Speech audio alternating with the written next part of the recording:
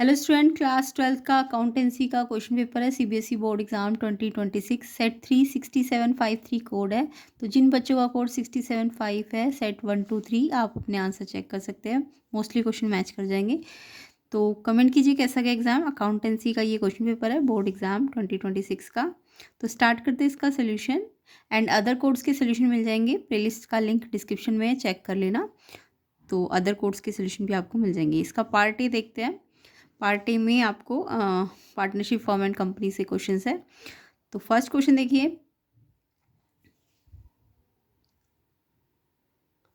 First question है आपका, मुन्ना सोनू जो पार्टनर्स है उनका प्रॉफिट लॉस रेशो दिया हुआ था आपको 4:1 और फिक्स कैपिटल्स भी गिवन थी इनकी। और आपको बोला था इंटरेस्ट ऑन ड्राइंग 6% पर एनम है और मुन्ना ने विड्रॉ किए 50,000। तो आपको इसमें से बोला था कौन सी करेक्ट जनरल एंट्री है। तो यहाँ पे आंसर होगा, जो क्वेश्चन नंबर 1 का आंसर है वो ऑप्शन डी होगा, Munna current account to interest on drawing account. Option D इसका आंसर है। कितना था इंटरेस्ट ऑन ड्राइंग? 1,500, ठीक है, 1,500 जो था। तो डी ऑप्शन इसका आंसर है। तो फर्स्ट का आंसर पता चल गया, डी ऑप्शन इसका करेक्ट आंसर है। जो ड्राइंग है 50,000 की थी, इंटरेस्ट निकालोगे तो 50,000 इंटू 6/100 इंटू 6/12, तो ये आएगा 1,500। तो डी ऑप्शन करेक्ट है। तो किस किस का आंसर डी ऑप्शन है, बिल्कुल करेक्ट आंसर है। सेकंड क्वेश्चन पे आ जाते हैं। सेकंड क्वेश्चन है, सुजाता लक्ष्मी पार्टनर्स है, उनका प्रॉफिट एंड लॉस रेशो दिया हुआ 2:1। इसके बाद उन्होंने रघु को एडमिट किया 1/5 शेयर के साथ।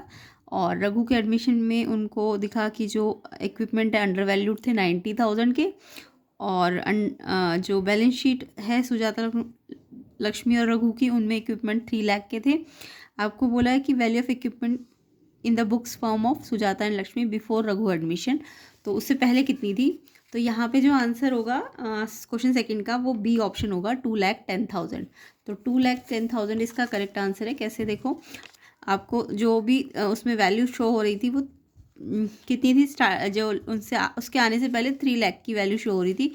और जो अंडर वैल्यूड वैल्यू है वो 90,000 की थी। तो इसमें से इसको माइनस करके 2,10,000 आ जाएगी। ऑप्शन बी इसका आंसर है। किस किस बच्चे का आंसर ऑप्शन बी है, सेकंड का बिल्कुल करेक्ट है। थर्ड देखो, यूनिवर्सल लिमिटेड ने मशीनरी ली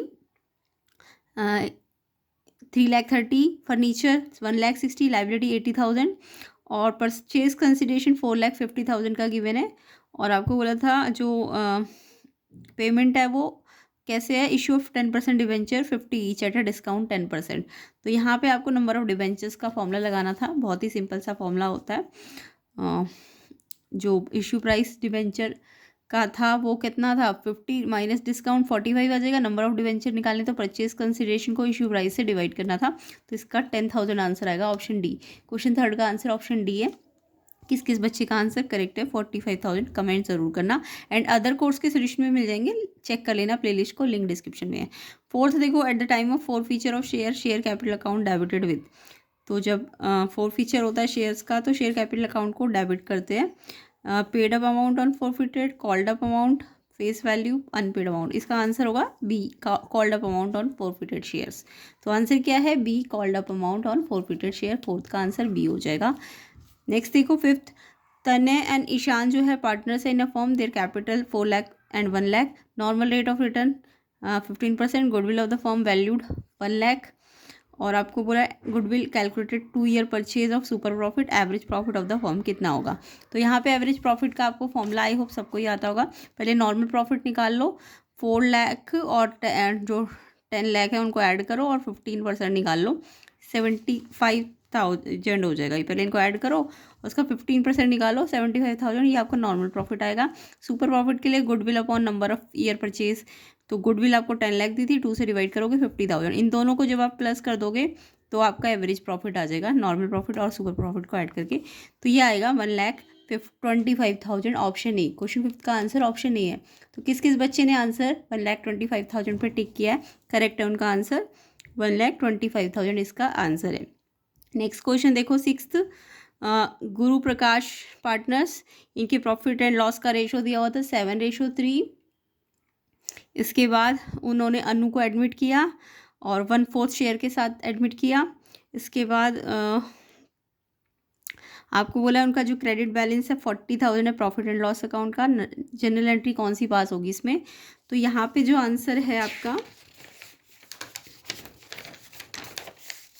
क्वेश्चन 6 का बी ऑप्शन होगा। Profit and loss account to Guru capital to Prakash capital, इसके अकाउंट में जाएंगे 28,000, इसमें 12,000 क्रेडिट हो जाएंगे। तो इस तरीके से आपको इसे निकालना था। तो देखो ओल्ड रेशो इनका 7:3 था, तो ओल्ड रेशो में बटना था 7/10 इंटू 40,000 एंड 28 आ जाएगा। प्रकाश का 3/10 इंटू 40,000, ये आ जाएगा 12,000। तो ये आपकी ऑप्शन बी वाली जनरल एंट्री हो जाएगी क्वेश्चन 6 की, 28 और 12। क्लियर? तो ये बी ऑप्शन इसका आंसर है। किस किस बच्चे ने ये टिक किया है? बिल्कुल करेक्ट है। ऑप्शन वाला क्वेश्चन देखो, इसका समता ममता गीता पार्टनर्स है, उनका profit and loss ratio given है तीनों का 11/5/4। 31 मार्च को समता डाइड, डेथ वाला क्वेश्चन है। समता की डेथ में गुडविल ऑफ द फर्म की वैल्यू 1,80,000 थी। तो जनरल एंट्री कौन सी पास होगी समता की डेथ के टाइम पे? तो इसका आंसर आपका सी ऑप्शन होगा, Samta capital to Mamta and Geeta capital. ये इसको 1 लाख मिलेगी, इसको 80,000। क्लियर? तो यहाँ पे करना क्या था आपको, जो इनका गुडविल था उस टाइम पे 1,80,000 था, तो 1,80,000 समता का जो रेशो बचा हुआ है कितना है?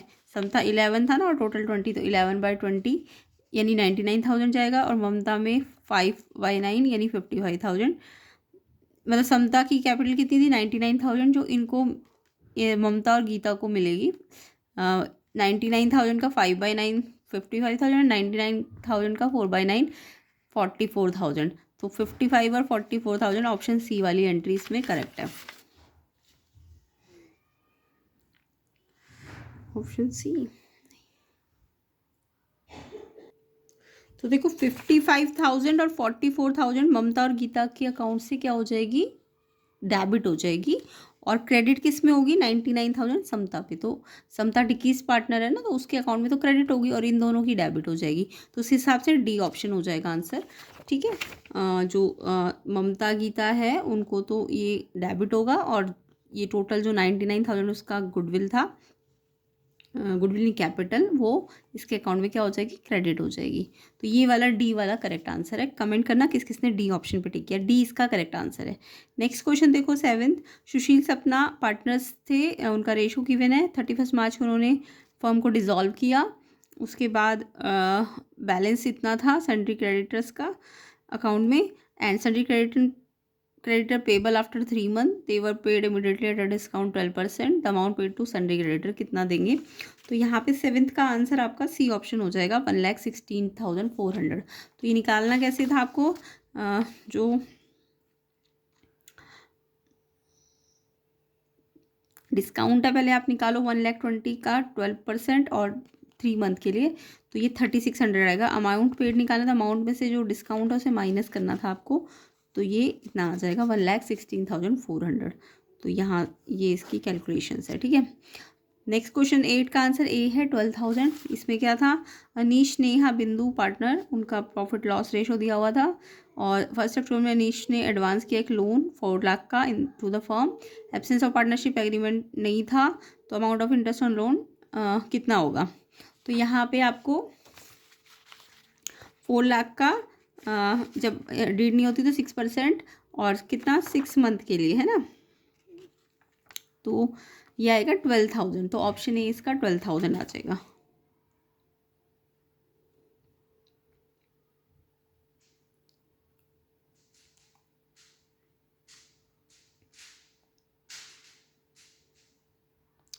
नेक्स्ट देखो, next question number 9, Arora Gurmeet,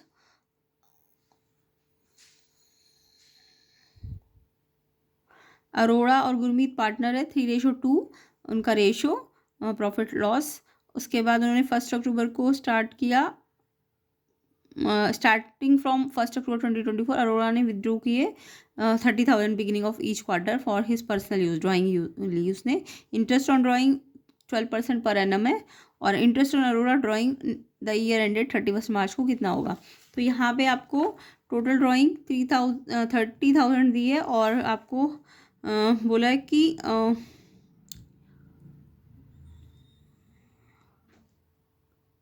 उसका 30,000। हाँ तो देखिए स्टार्ट हुआ था 1 अक्टूबर 2024 से और एंड हुआ 31 मार्च, और ईच क्वार्टर बोला है तो 3 मंथ।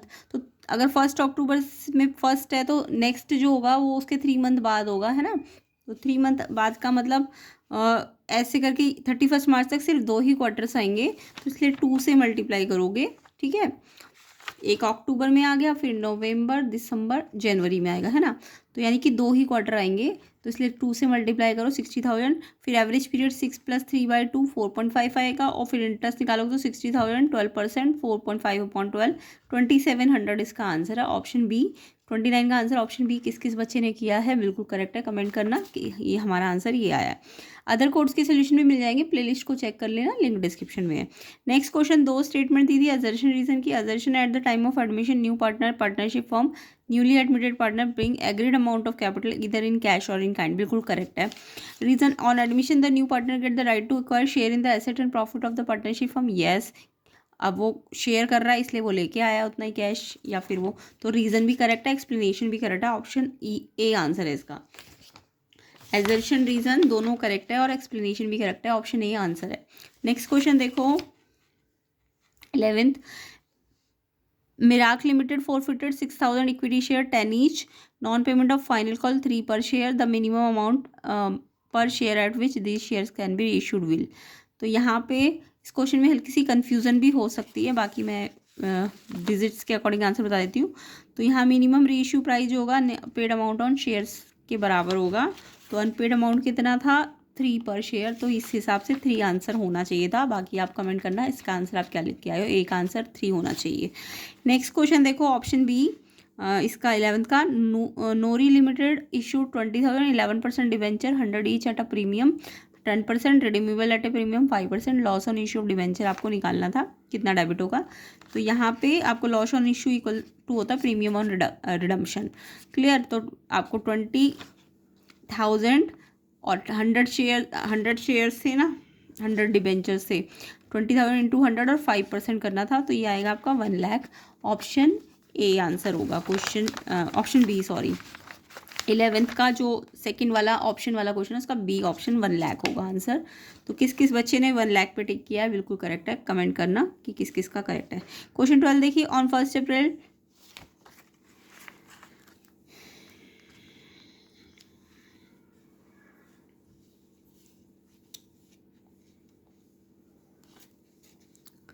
नेक्स्ट क्वेश्चन देखिए, on 1 April 2024 limited issued 4 lakh 9% debenture 50 each at a premium 5%, redeemable at a premium 10 per debenture after 5 year, interest on debenture paid on half yearly basis 30 September and 31st March, interest on debenture for the year ended 31st March आपको find करना था।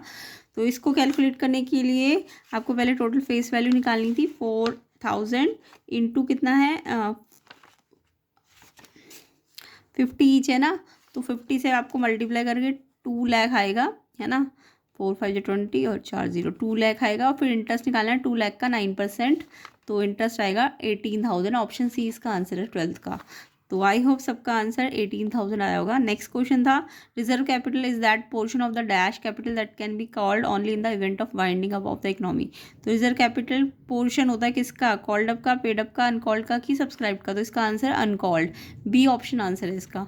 तो 13 का answer B uncalled आना चाहिए। Next question देखो, the debentures which do not carry a specific rate of interest are known as, जिनका specific rate नहीं होता इंटरेस्ट का उन डिवेंचर्स को कहते हैं हम zero coupon rate debentures, D option answer है क्वेश्चन 13 का ऑप्शन वाला क्वेश्चन का answer zero coupon rate debenture, D option answer है।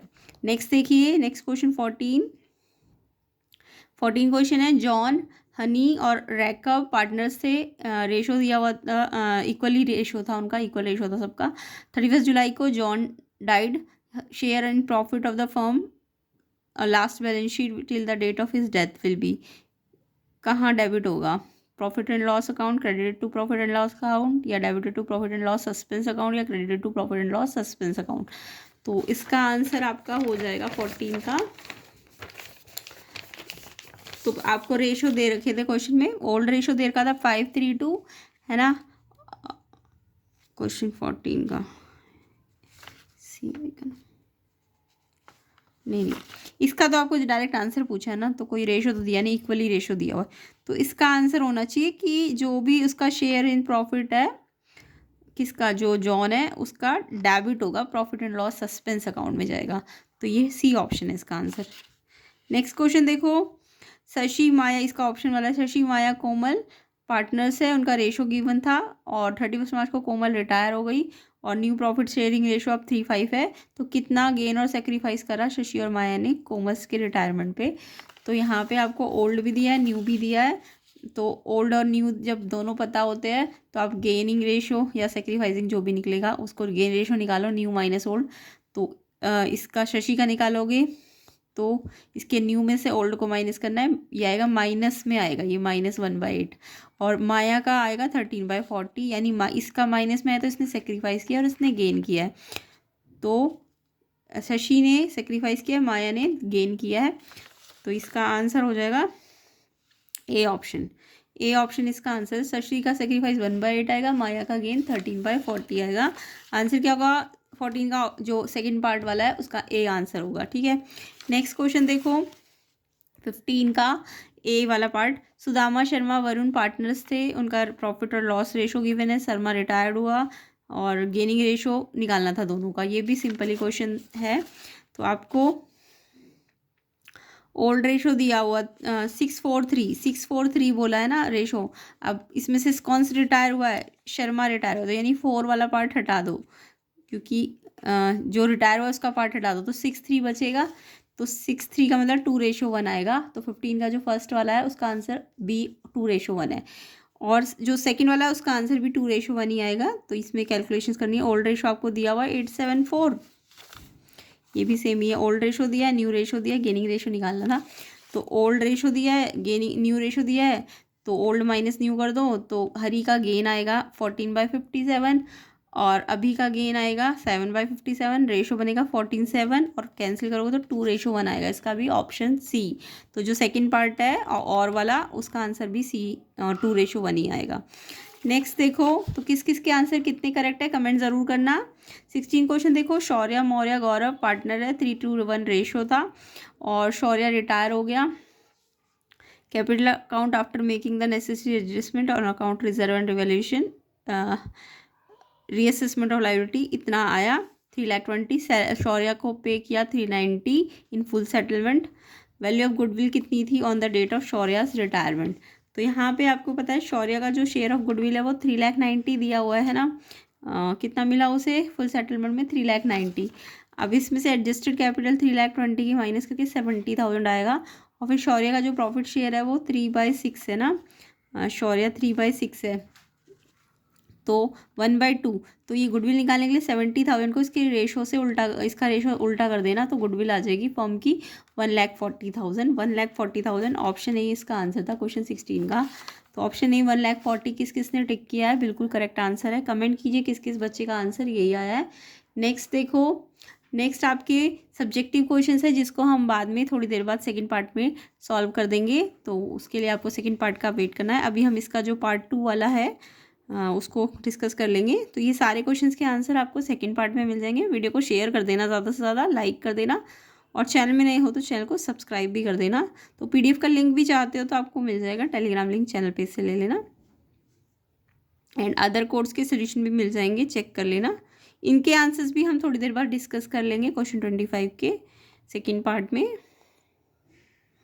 पार्ट बी देख लीजिए, ऑप्शन 1 वाला analysis of financial statements. Statement 1 थी, in case of non financial enterprises payment of interest and dividend are classified as financing activities.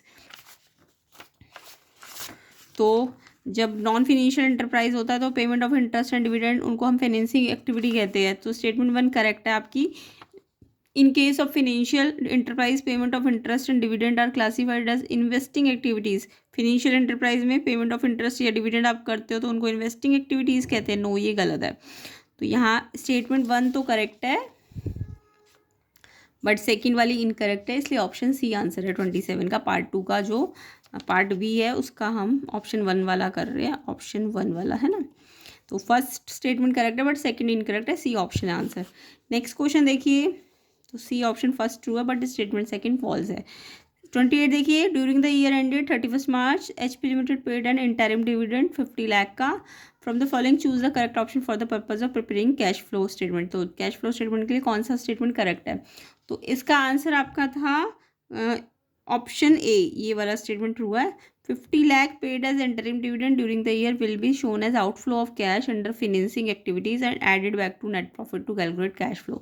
तो option A इसका answer है। Question number 28 का जो फर्स्ट पार्ट है उसका आंसर ऑप्शन ए है, और जो ऑप्शन वाला है उसका आंसर डी है, इंटरेस्ट पेड ऑन डिबेंचर्स। तो ऑप्शन बी में देखो क्या था इसका, which of the following is a financing activity for the purpose of preparing a cash flow statement.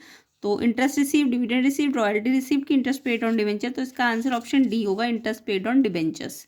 Next question पे आते हैं। नेक्स्ट क्वेश्चन है आपका, the following information is obtain from book of Devdutt limited. Working capital given थी, trade payables given थे, other current liabilities भी given थी, आपको करंट एसेट निकालने थे। तो वर्किंग कैपिटल गिवन है ना, तो वर्किंग कैपिटल का फॉर्मूला तो सबको पता होगा। वर्किंग कैपिटल कैसी निकलती है? वर्किंग कैपिटल का फॉर्मूला होता है current asset plus current liability, है ना? नहीं, current asset minus current liability होता है। तो अगर करंट एसेट निकालने तो वर्किंग कैपिटल में करंट लाइबिलिटी को आपको प्लस करना था। तो करंट लाइबिलिटी के लिए आप 50,000 और 1 लाख को प्लस कर दो, क्योंकि ये आपके ट्रेड पेबल्स थी, और अदर करंट लाइबिलिटी दोनों को प्लस कर दो। तो ये आ गई 1,50,000, और फिर वर्किंग कैपिटल में करंट लाइबिलिटी को जोड़ दोगे तो 5,50,000। ऑप्शन डी इसका आंसर है। क्वेश्चन 29 का आंसर डी ऑप्शन है। नेक्स्ट क्वेश्चन देखो, from the following information obtain from the book of account of Ananda limited, calculate quick ratio of the company. Quick ratio निकालना था। Total current asset, stock and prepaid include है, इतना दिया है। Stock 20 है, prepaid 10 है, आपको करंट लाइबिलिटी भी दी हुई है। रेशियो निकालना था। तो आपको पता है क्विक जो रेशियो होता है quick asset upon current liability. Quick asset निकालने के लिए टोटल एसेट्स में से स्टॉक और प्रीपेड एक्सपेंस को माइनस करना है। तो ये टोटल एसेट्स दिए हुए थे आपको, इसमें स्टॉक प्रीपेड इंक्लूडेड था, तो आपको इनको पहले माइनस करना था। तो दोनों को माइनस करोगे टोटल एसेट में से, तो क्विक एसेट आपकी 1,70,000 आ जाएंगे, और करंट लाइबिलिटी भी आपकी 1,70,000 थी। टोटल कट जाएगा 1:1। आंसर है ऑप्शन बी। क्वेश्चन 30 का आंसर ऑप्शन बी है, 1:1। इसका ऑप्शन वाला क्वेश्चन देखो 30 का, analysis of financial statement useful and significant to different user, which of the following user is concern with a firm long term solvency and survival. तो कौन सा user है जो कंसर्न होता है फर्म के लॉन्ग टर्म सॉल्वेंसी या survival से? तो इसमें होते हैं लेंडर्स। डी ऑप्शन आंसर है इसका। कौन सा है 30 का जो ऑप्शन वाला क्वेश्चन है? लेंडर्स इसमें कंसर्न होते हैं, ठीक है। तो यहाँ पे हमारा इसका सेक्शन जो पार्ट बी है उसका ऑब्जेक्टिव क्वेश्चन का पार्ट खत्म होता है। इसके बचे हुए क्वेश्चंस को हम नेक्स्ट पार्ट में कवर करेंगे। तो वीडियो को ज़्यादा से ज़्यादा शेयर करना है, लाइक करना है, एंड चैनल में नहीं हो तो चैनल को सब्सक्राइब करना है, ताकि इसका पार्ट जो भी सेकंड है उसमें सब्जेक्टिव क्वेश्चंस भी आपको कवर कराए जा सके। तो आपको वीडियो को ज़्यादा से ज़्यादा शेयर करना है, लाइक करना है, चैनल में नहीं हो तो चैनल को सब्सक्राइब करना है। अदर कोर्स के लिए प्लेलिस्ट को चेक करना है, लिंक डिस्क्रिप्शन में है, और PDF का लिंक भी मिल जाएगा, टेलीग्राम लिंक चैनल पेज से ले लेना। एंड वीडियो को ज़्यादा से ज़्यादा शेयर कर दो। नेक्स्ट पार्ट जो बनेगा उसका लिंक भी आपको डिस्क्रिप्शन में मिल जाएगा।